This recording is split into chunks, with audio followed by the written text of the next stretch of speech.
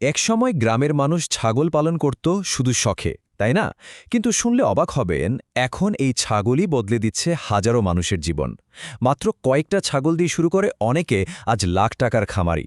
আজকের এই আয়োজনে আমরা দেখব আধুনিক ছাগলের খামার কিভাবে তৈরি করা যায়, কত টাকা লাগবে, কি খাবার দিতে হবে, আর কিভাবে রোগমুক্ত রেখে বেশি লাভ করা সম্ভব। তাই শেষ পর্যন্ত সাথে থাকা চাই, কারণ শেষে থাকছে লাভের আসল হিসাব।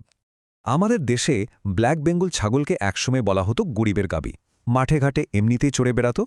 কিন্তু জানেন কি, এই সাধারণ প্রাণীটি এখন কৃষি উদ্যোক্তাদের জন্য এক বিশাল আশীর্বাদ। এর মাংস আর চামড়ার কোয়ালিটি এতটাই ভালো যে বিশ্বজুড়েই এর দারুণ কদর।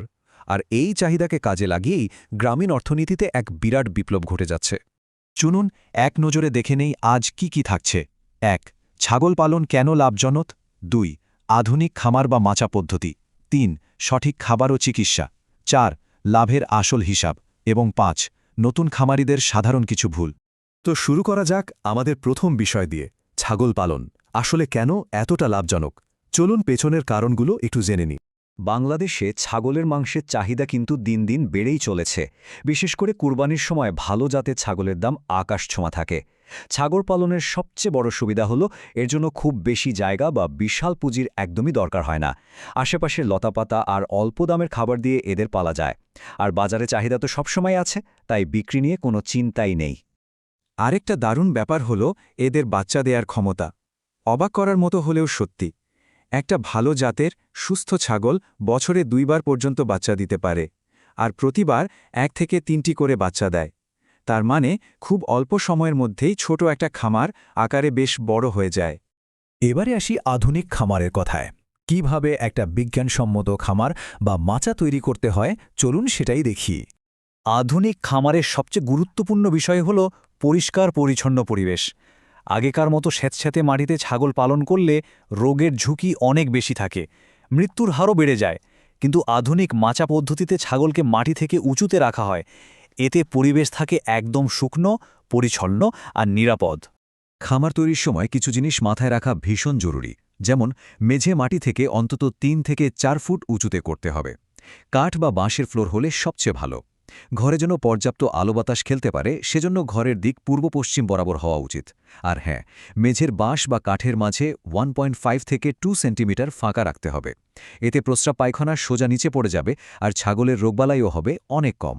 ঘর তো হলো, এবার দেখা যাক খাবার আর যত্নাত্তির কি অবস্থা। কারণ সঠিক খাবার আর চিকিৎসায় খামারের আসল সাফল্য লুকিয়ে আছে। ছাগলের ভালো বৃদ্ধির জন্য সঠিক খাবার খুবই দরকার।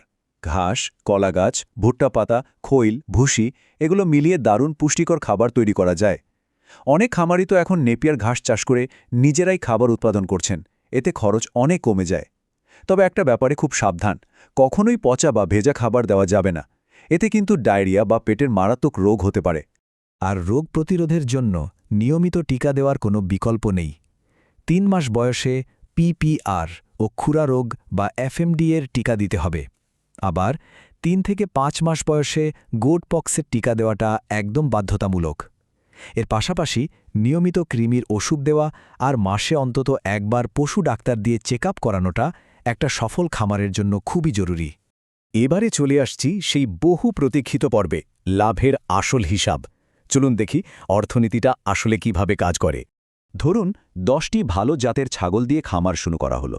ছাগল কিনতে খরচ হতে পারে ১.৫ থেকে ২ লাখ টাকার মতো। আর খাবার ও চিকিৎসা মিলিয়ে মাসিক খরচ ধরলাম ১৫ থেকে ২০,০০০ টাকা। কিন্তু মজার ব্যাপার হলো, ঠিক ১ বছর পর বাচ্চাসহ সেই খামার থেকেই কয়েক লাখ টাকা আয় হতে পারে। বিশেষ করে ঈদুল আজহার আগে ছাগলের দাম এতটাই বেড়ে যায় যে অনেক খামারি শুধু এই এক মৌসুমেই তাদের পুরো বছরের লাভ তুলে ফেলেন। সাথে আরেকটা দারুণ সুখবর আছে। যারা মূলধন নিয়ে চিন্তায় আছেন, তাদের জন্য এখন কৃষিখাতে মাত্র ৪% সুদে ব্যাংক ঋণের সুবিধা পাওয়া যাচ্ছে। অর্থাৎ খুব সহজেই লোন নিয়ে প্রাথমিক মূলধনের ধাক্কাটা সামলে ওঠা সম্ভব। তবে এত লাভের মাঝেও কিছু ঝুঁকি তো আছেই। বিশেষ করে নতুন খামারিরা কিছু সাধারণ ভুল করে বসেন। চলুন সেগুলো জেনে নিই। নতুনরা অনেক সময়ই শুরুতে একসাথে অনেক বেশি ছাগল কিনে ফেলেন। এরপর টিকার নিয়ম মানেন না, অপরিষ্কার মাটিতে রাখেন, আর বাজার না বুঝেই ছাগল কেনেন। এতে বিশাল বড় লোকসান হয়ে যায়। সঠিক নিয়ম হলো শুরুতে অল্প কয়েকটি ছাগল দিয়ে শুরু করা, কঠোরভাবে টিকার রুটিন মেনে চলা এবং উঁচুতে পরিচ্ছন্ন মাচা তৈরি করা।